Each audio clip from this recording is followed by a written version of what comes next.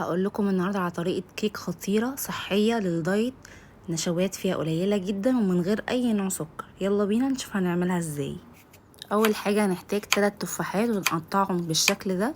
بعد كده في طبق هنضيف عليهم 2 بيضه وعليهم معلقه صغيره من الفانيليا عشان زورت البيت، ومعلقه كبيره من الكاكاو، ومعلقه كبيره من دقيق الذره او اي نوع دقيق، ممكن كمان دقيق لوز، ونص معلقه صغيره من بيكنج باودر. نضرب الكلام ده كله في الخلاط او بالهاند بلندر، وده هيكون القوام في الاخر. في اي قوالب تكون بتخش الفرن، قوالب صغيره كده بدهنها بدهنه زبده او زيت، وبعد كده نضيف الخليط وهندخلهم الفرن لمده 30 دقيقه على درجه 180 مئويه.